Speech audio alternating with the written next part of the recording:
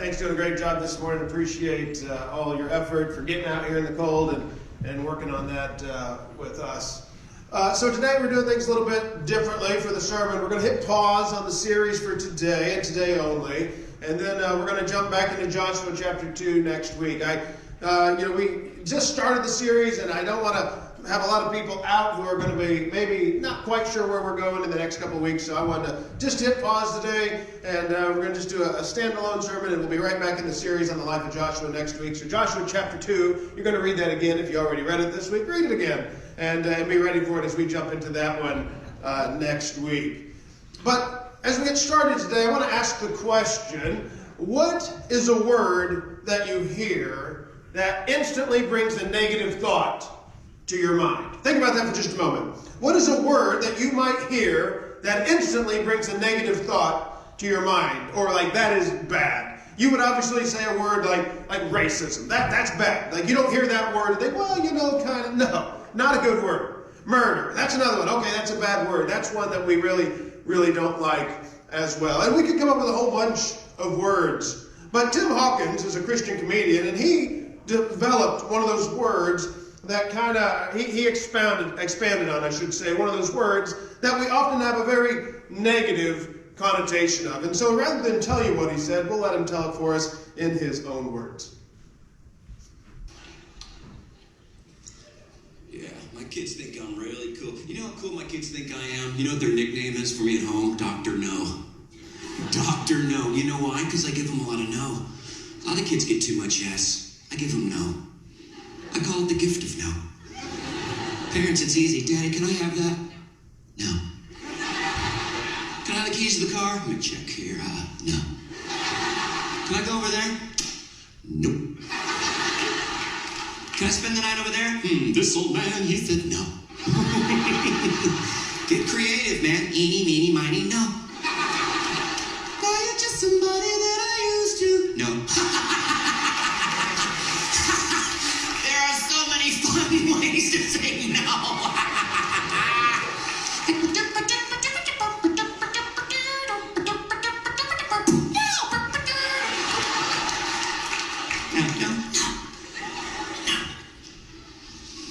Then my daughter tries to guilt trip me. Daddy, I hate you. I hate you.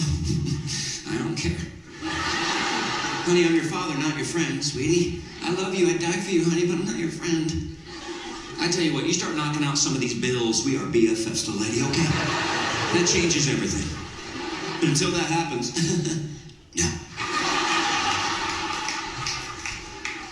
Oh, the word no. We hear that word and we don't like it.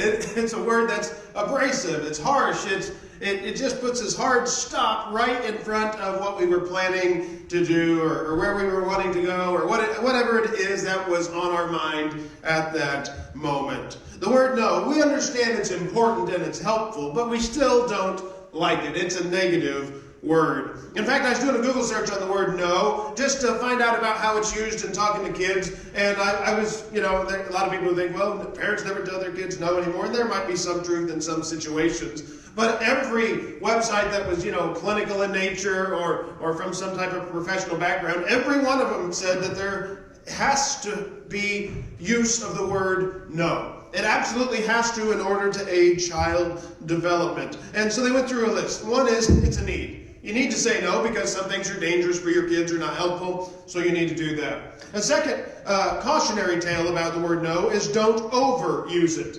They said that through the one particular study that the average toddler will hear the word no 400 times in a day.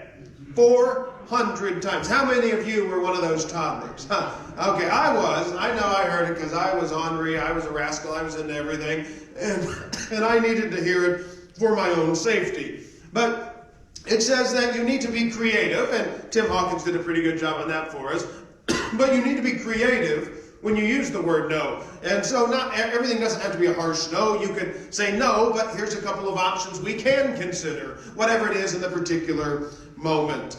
But the reason kids need to hear the word no is it sets boundaries. They need to know they're not this free-floating atom that can bounce off of everything and be completely happy at all times and do whatever they want. There are boundaries to life. There are some things you just don't get to do. And secondly, is it helps prepare them for the real world. You go into the real world, and you're met with a lot of no. Maybe it's promotion advancement. Maybe it's, relationship status. Maybe it's wanting to move or go somewhere.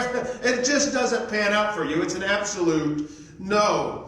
And then I found another interesting article that said adults need to hear the word no as well. And so the need for kids to hear it helps them develop. Well, there's adults that need to hear the word no as well. They need to hear it so that they can continue to develop and grow and learn how to persevere and maybe try something different as well. We may not like the word. It may have a negative connotation attached to it, but by all means, no is something we all absolutely need in our life. But what I want to talk about today is what happens when God says no. When God says no. That's something we don't think about a lot. I think when we, in church life, we always talk about how Jesus invites you to him. Come to me, all who are weary and burdened, and I will give you rest. Jesus is someone who is saying, yes, I forgive you. Yes, I will save you. Yes, I will die for you. And we love the things that Jesus says yes to. But there are times God will say no. He'll say no. And how will we respond when that happens? Well, we'll get to the response in a little bit. But I want to go back to 2 Samuel chapter 7 in the Old Testament to see a story that kind of sets the tone for us about what it means when God says no. So if you want to get out your phones or if you have your paper copy of the Bible, go ahead and get over there. We're going to spend most of our time here. In 2 Samuel chapter 7, David is at the end of his reign as king. He's not too far from dying, and he's trying to figure out what he wants to do with the very end of his life. Here's what we read. 2 Samuel chapter 7, picking it up in the first verse.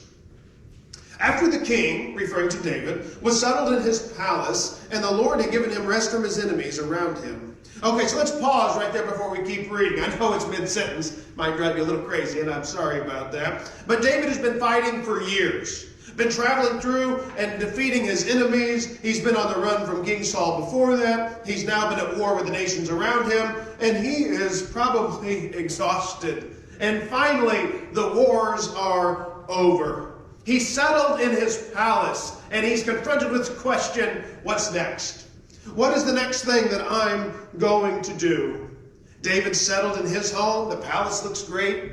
And then he looks over, and he sees the Ark of God has no home. The Ark of God was the Ark of the Covenant. It represented God's presence. If you're thinking you don't know a lot about it, remember Indiana Jones, Raiders of the Lost Ark. It was about that particular item. And this represented God's presence. And David's like, wait a minute. I have a proper home, but God doesn't. We need to build God a temple, a palace for God, a place where we can go and worship in his presence. David has a residence, and now God will too.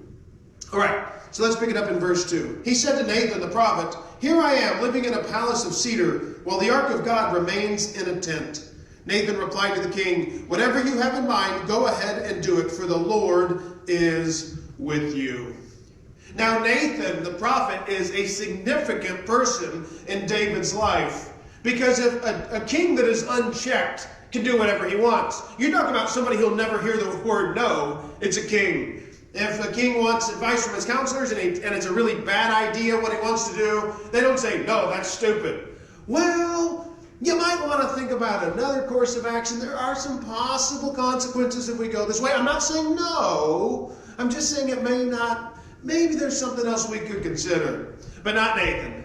Nathan would just tell David, no, God's not with you on this, don't do it. Yep, God's with you on this, let's go do it. He confronted David on his sin with Bathsheba. He's like, hey, let me tell you this story about a guy who stole someone's animal, and okay, we should kill him. Well, David, that's you. He was pretty blunt and direct with David. So Nathan has a lot of pull here in David's life. And you know what? Close friends should encourage one another. Close friends should give advice to each other. We should want the best for each other. And that's exactly where Nathan is. He hears David's desire to build a temple for God. He thinks it's a great idea. Go for it. Do it. And David can feel that this will be his crowning achievement. He feels that this will be his magnum opus. The ideas flood his mind on what this temple could be filled with to make it a perfect home for God. A place where people will enter and know this is God's house. Verse 4. That night, the word of the Lord came to Nathan, saying, "Go and tell my servant David, this is what the Lord says. Are you the one to build me a house to dwell in?" Now, there's a little bit more, it's a little bit more plainly said in 1 Chronicles chapter 17, verse 4. There, God says, "You are not the one to build my house." Now, no is hard. But you know what makes a no harder? Following a yes. Nathan says, "Go do it." And then the next day, "Oh, by the way, just kidding, no." A good plan. David had a good plan. But even good plans can be met with a no by God. I've quoted it before, but one of my favorite books and movies of all time was The Dead Poets Society. And in it, they quote Walt Whitman, who says this: "The play of life goes on. You will contribute but a verse. What will your verse be?" And when you think about life, how it's extended for thousands of years of human existence, and how it may continue for many years past our own existence, barring the end of the world, what will you contribute to the life that you live? What will be left? What impact will you have made? You will contribute but a verse. What will your verse be? Well, David wanted his to be a temple builder. He cared more about the presence of God than anything else. Here's what's amazing. If you didn't know this, David wrote most of the Psalms. He wrote 73 of them that are actually, the author is known. So he wrote 73 of the 150 Psalms. Out of those Psalms, do you know how many he wrote about his fight with Goliath? Remember Goliath? 9.5 feet tall, large man, big spear, big sword. I mean, he was like unmatched. He was the Philistine champion. David, this little shepherd boy, he's probably built like me and height-wise. He's just tiny compared to him. Goes out there and knocks him down, cuts off his head. What a great victory. How many Psalms did David write about that event? And in the Bible, we have 0. Not one time.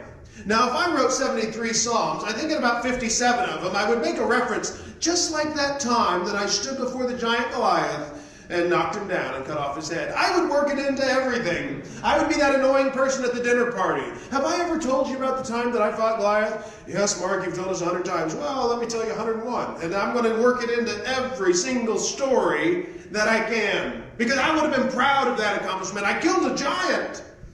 But David never brings it up again. Read through it. His life, he never brings it up again. The one thing he constantly brings up is God's presence. Spending time with God. Feeling either overwhelmed, feeling overjoyed. Whatever it is, it's all about God's presence. And now, he wants to have the crowning achievement of his life. The verse he wants to contribute is he is the builder of God's house for God's people. David had some great intentions. And God recognized David had good intentions. I think sometimes we're not trying to be mean about God, but we're like, God, do you understand what it is I want to do? Like, God, do you realize what my intentions are in this moment? But in 2 Chronicles chapter 6, here's what we read. Solomon says, "My father David had it in his heart to build a temple for the name of the Lord, the God of Israel. But the Lord said to my father David, because it was your heart to build a temple for your name, you did well to have this in your heart." And the very next word is nevertheless. You did well to want to build me a temple, God says. Good job for thinking of me and not just thinking of yourself. God is commending David for his heart in this way. But it is still not to be David's task. The answer is still no. And so here's another question I think we wrestle with is, what do you do when you have a good plan that God says no to? As far as I can tell, And God reveals it here for us. David didn't have a selfish motive. He wasn't going to put up a gold plaque, brought to you by King David. Like, that wasn't his plan. This was all about honoring God. How does it get any better than that? I mean, that would be like someone saying, Mark, I'd like to make $1 million contribution to the church. Hey, that sounds great. But no, you're not going to hear me say that. I mean, that's just not going to happen now unless God reveals it, and then I'll have to, contend with that in that moment. But how do you have a good plan and God still say no? What do you do in that moment? And you know what it's like. You plan to have a family, and then you struggle with infertility. You plan to travel overseas, but there's no funds. You plan to improve your career, but it's met with roadblocks. You pursue a relationship, but you're rejected. You pursue a relationship with someone to share Jesus, and they don't want to hear about it. What do you do when you have a good plan that just doesn't pan out? True story. Good friend of mine from college.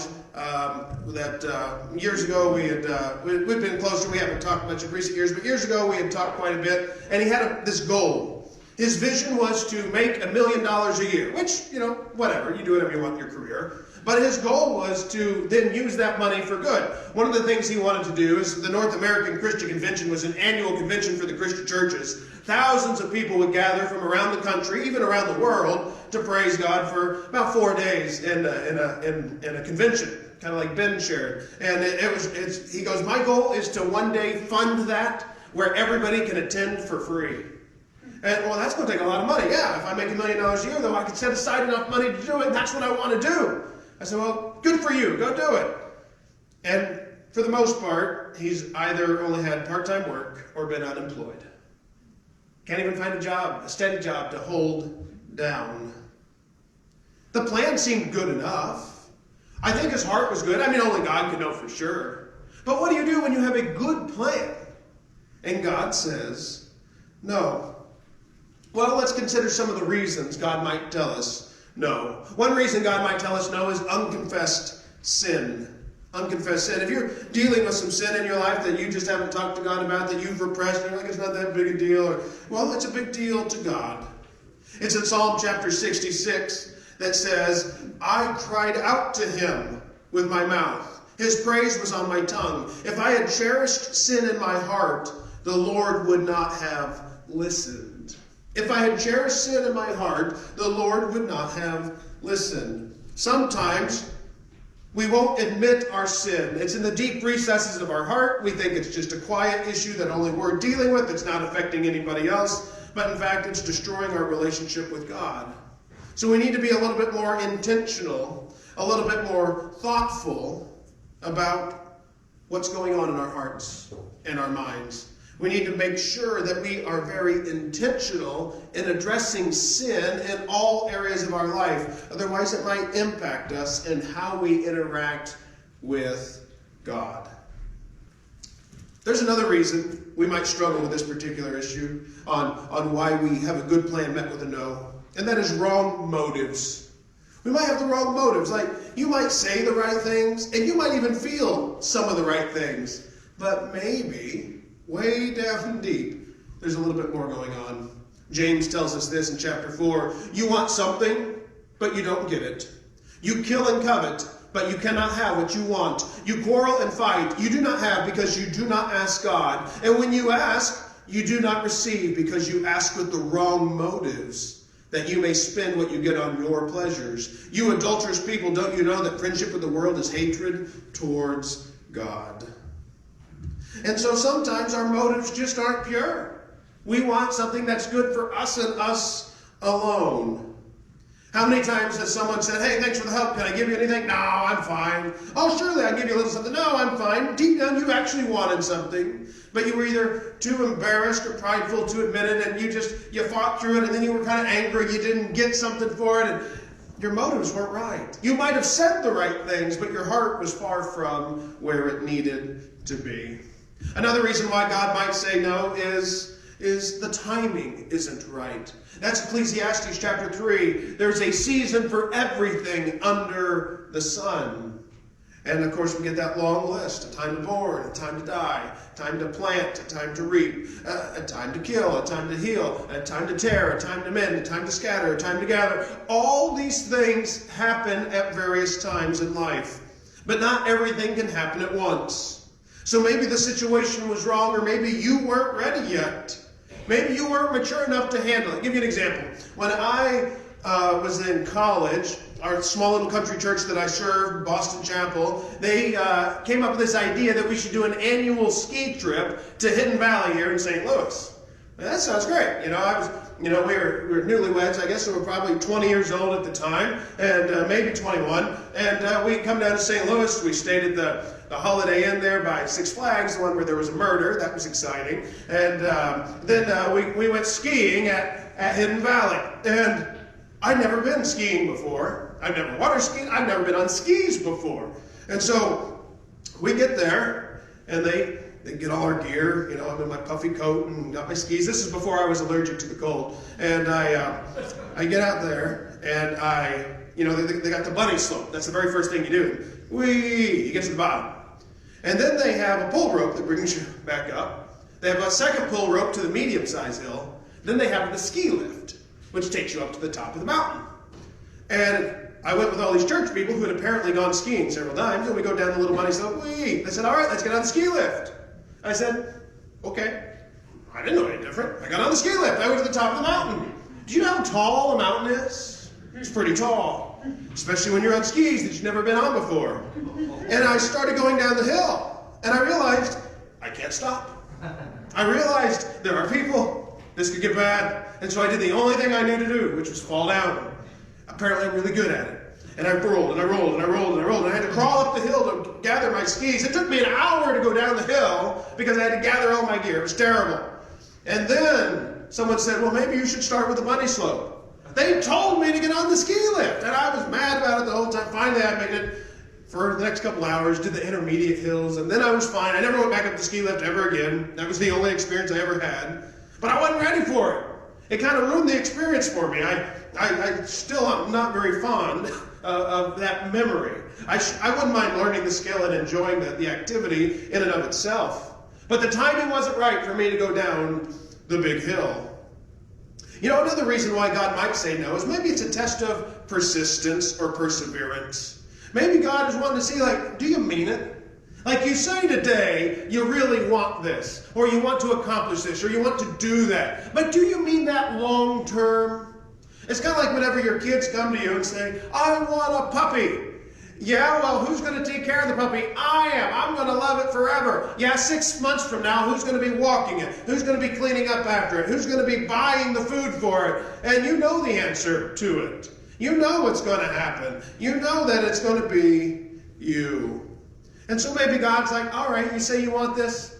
Let's just see how long you think about it. Let's see how long you pray about it. How long you really consider your motives about it. And then the fifth reason that I came up with is simply, we don't know. Sometimes we don't know why God says no. Isaiah 55 verse 8 says, our thoughts are not his thoughts, and our ways are not his ways. I told the story to the group on Wednesday night, and it was kind of funny. I was kind of perusing through some old sermons just to see what I might share for today, if depending on the weather and if I was going to live stream only or what our situation was going to be. And I came across the story that I shared with them and more in depth. There was an elder from Dad's church named Ben Bishop, good friend of the family. I've known him for years. Great man. There's nobody who invites more people to church on a daily basis than Ben Bishop. There is not a person that he meets where he doesn't tell them how good Jesus is to him and how he can be good to them if they'll get to know him. He is an amazing evangelist. Whether he's worked at the recycling center back home for years or anywhere else, he has a passion and a heart for Jesus. And one day he was he's a big guy too, 6'4", 250, big guy, and he was in this little bitty red car, and he got in a car wreck. And it was bad. It was really bad. And I don't know if he was airlifted or ambulanced to the biggest hospital in the area, and they were checking him out. And everybody was like, why Ben? Of all people. He is the biggest asset the church has ever had, and why would God do this? And it turned out that there was not any major trauma, but as they were scanning his body and checking things over, they found a mass in one of his kidneys. And they scanned it, they checked it, turns out it was cancer. But they had caught it early enough that they could remove the cancer without removing the kidney. And in fact, there was no long-term damage, and he was completely healed. And had he not been in the accident, they would have never scanned for it. And who knows how far it would have developed or spread had he not been in that car accident. Now, we can look back at that story, and we can say, I can see why God did that. Why did God say, no, I'm not going to let you, quote, be safe today, because I'm going to actually protect you longer. But a lot of times we don't see the end of the story. A lot of the times we don't know why God says no. But when we get to the end of this life and we meet God, maybe he'll show us. The reason I told you no, by the way, is because of this. Oh, well, that makes sense. Of course it makes sense. I'm God. We got to learn to trust him even when we don't know. That doesn't make it easy. But we do have to trust that he is working. Is that so? Why is God telling you no? Well, we can make up our own answers. But at the end of the day, he is God, and we are not. And we need to trust him. So what do you do when God says no? When you're disappointed by God, when God doesn't come through for you the way he wanted you to, what do you do? What do you do when God says no is you meet with God. You choose to get into God's presence and spend time with him. Let's go back to 2 Samuel chapter 7, picking it up down in verse 18. David is obviously disappointed. He's upset that he doesn't get to build the temple. And it says, then King David went in and sat before the Lord. His response to God's no was, I'm going to go spend time with God. And he wasn't trying to change God's mind. He wasn't interested in coming up with a different ending to the story. He expressed gratitude to God. He was grateful for all that God had done for him, and he was grateful that his son would be the one to build the temple. And one of his descendants would sit on the throne forever, ultimately being Jesus. And David was content with that. And so as the worship team joins me up here, I'll tell you one more story. St. Louis's own Jack Buck was an icon in the city for a number of years and decades, and understandably so. Probably the greatest announcer of all time when it came to sports on radio and TV. And he was once asked the question, if you could ask God one question, what would it be? And he said, well, when I get to heaven, I am going to ask God one question. He's going to say, God, why have you been so good to me? And I love that attitude. Struggled with illness at the end of his life. I think it was Parkinson's, but I'm not for sure. Or Lou Gehrig's disease. He had one of them. No cure. He wasn't going to get through it. It really took a toll on him. But he was so grateful for all that God had blessed him with in his life. So when you're disappointed by God, or when God says no, let me encourage you to meet with God. And when you meet with God, what you'll see is he had faithfulness in your past. He will sustain you for your present. And yes, he does have a plan for your future. No, it may not be a yes to your plans that were disappointing today.